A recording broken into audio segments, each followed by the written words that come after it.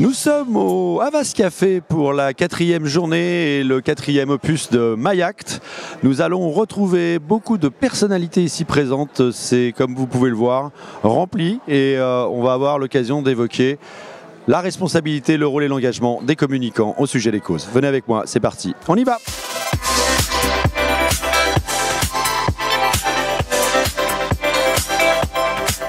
Je suis ravi d'être avec mon ami Philippe, avec qui nous a eu l'occasion de faire une très belle opération.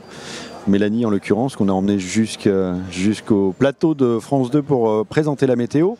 Alors Philippe, moi, c'est intéressant d'avoir l'avis d'un afficheur sur ce sujet des causes dans l'univers de la communication. Alors, ce qui est très intéressant, c'est qu'on est partenaire d'un certain nombre de grandes causes, et notamment des causes qui ont besoin de faire du fundraising. Une grande partie des fonds récoltés se font grâce aux campagnes d'affichage. Donc, on voit l'efficacité de l'affichage, parce que ça. Et deuxièmement, le digital qui est arrivé maintenant donne tout un tas d'autres possibilités qui sont assez intéressantes. Nous allons aborder ensemble la responsabilité, l'engagement et le rôle des communicants au sujet des causes. Alors, je sais que vous faites chez Altman Pacro pas mal de choses à ce sujet-là. Est-ce que tu peux m'en dire quelques mots, mais surtout, quel est ton point de vue sur le sujet ?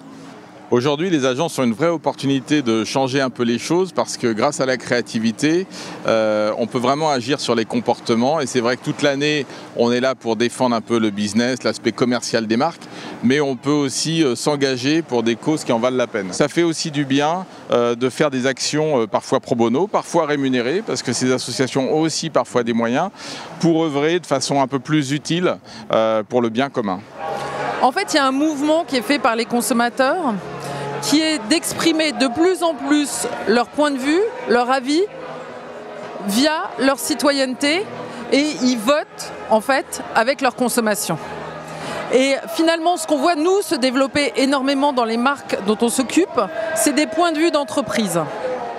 D'abord parce que c'est les seuls points de vue qui intéressent un peu les jeunes que l'on cherche à recruter.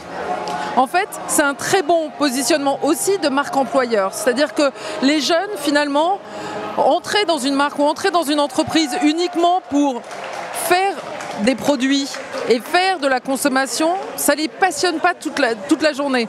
En fait, je prenais l'exemple de ma fille, c'était assez marrant. Elle vient me voir un matin, elle me dit, tu sais...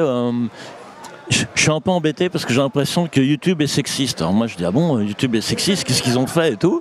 Alors, elle me parle d'une youtubeuse qui fait des tutoriaux. Elle me dit oui, elle nous explique les règles. Je dis ah bon, l'épilation. Je dis quand même t'as 12 ans. Et elle me dit en fait elle s'est fait fermer plein de tutoriaux parce qu'ils ont trouvé ça, que c'était pas bien. Alors avec mes copines on se demande si on doit continuer de voir YouTube. Je dis ouais, c'est en même temps, elle me dit on n'a pas le choix. Alors elle me dit qu'est-ce qu'il faut faire? Je dis honnêtement j'en sais rien, mais peut-être moins regarder YouTube, je sais pas. Et c'est vrai que nous jusqu'à maintenant on fabriquait des objets pour consommer, on va peut-être être obligé de fabriquer des objets pour élever les consciences. Donc ça va devenir compliqué, ça va pas être simple et on va plus pouvoir mentir. Là je prépare un projet avec une grande marque où on va expliquer qu'en fait maintenant on va faire une génération qui sait. C'est drôle parce qu'il y a même du reverse mentoring, c'est-à-dire que c'est les enfants qui nous disent des choses aussi, qui nous éduquent finalement avec des choses assez simples et qui participent à tout ça. Et je trouve que finalement pour nous c'est un gros enjeu d'écoute, mais l'enjeu derrière il est formidable. C'est est-ce qu'on peut transformer la consommation en quelque chose qui soit plus utile aux uns et aux autres. Je trouve que ça c'est joli quoi, ça me donne encore plus envie d'être publicitaire en fait.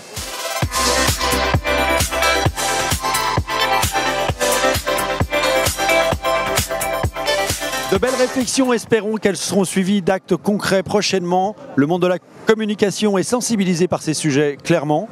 Nous allons nous retrouver demain, MyAct c'est terminé pour aujourd'hui. Ciao.